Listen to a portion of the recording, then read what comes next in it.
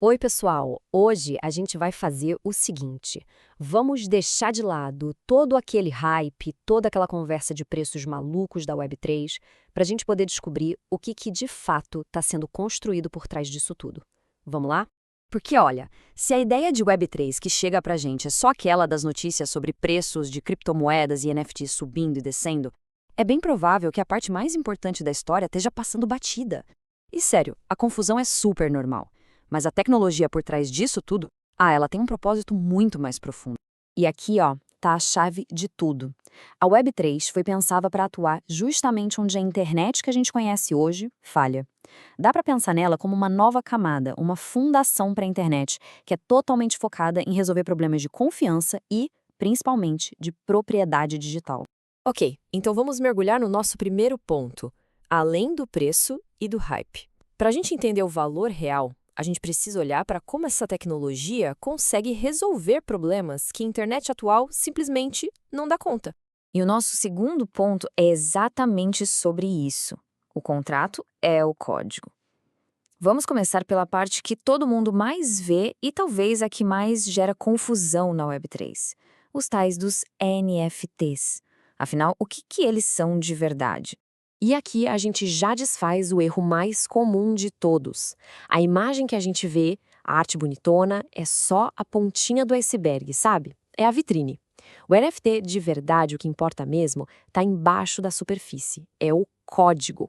É esse código que funciona como um certificado digital de autenticidade, provando quem é o dono e registrando todo o histórico daquele item.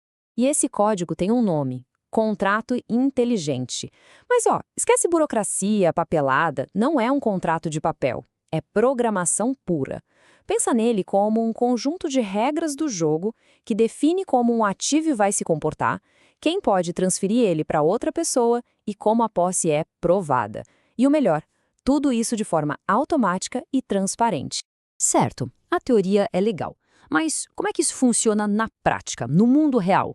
Vamos pegar um exemplo bem do nosso dia a dia. Imagina só, ingressos para shows e eventos. A tokenização pode, na prática, quase acabar com a fraude e com o cambismo. Como? Simples. Cada ingresso vira um token único e verificável. A autenticidade e quem é o dono são validados na blockchain e as regras de revenda, tipo um preço máximo, podem ser programadas direto no contrato do próprio ingresso. Ou seja, o ponto crucial aqui é que a gente cria um sistema onde a confiança não depende mais de uma empresa no meio do caminho. Ela está embutida na própria tecnologia. E, gente, isso é uma mudança fundamental. Agora, vamos para o nosso terceiro ponto: dinheiro contra ingresso.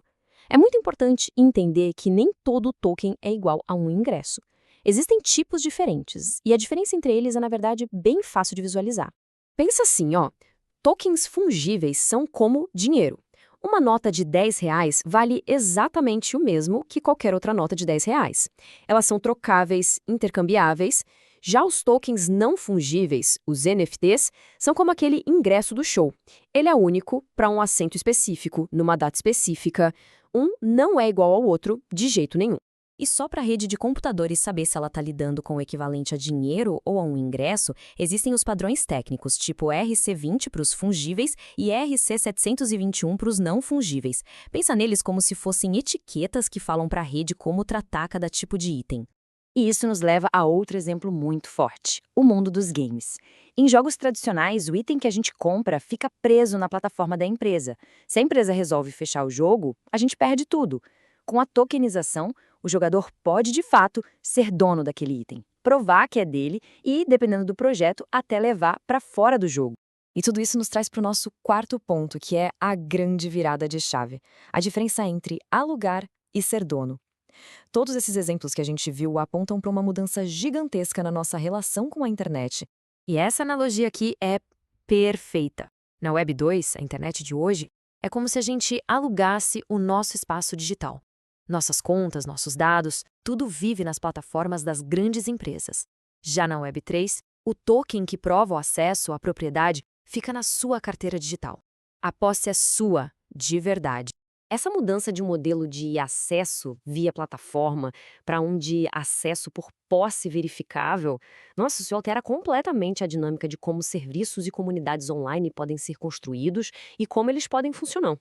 E, finalmente, nosso quinto e último ponto, a nova infraestrutura da internet. Chegando aqui na conclusão, a ideia principal que tem que ficar é essa. A gente tem que ver o Web3 menos como um mercado financeiro e muito mais como uma nova camada de infraestrutura com foco total em utilidade. Porque um token, no fim das contas, não é só uma moeda digital. Ele pode representar quase qualquer tipo de valor ou propriedade. Pode ser dinheiro, pode ser o ingresso de show, um documento que prova autoria, uma música, um vídeo. As possibilidades aqui são, de verdade, imensas. Então, para a gente fechar, o ponto central não é a imagem bonitinha ou a especulação de preço. O valor real, o que vai durar, está na tecnologia por trás. Um sistema de registro que é ao mesmo tempo universalmente verificável e programável, com regras claras e automáticas. E tudo isso nos deixa com uma pergunta para o futuro. Quando a propriedade digital se torna tão real e segura quanto a propriedade de coisas no mundo físico, o que se torna possível? Que novas ideias, serviços e economias podem surgir? A resposta para isso? Bom, ela está sendo construída exatamente agora.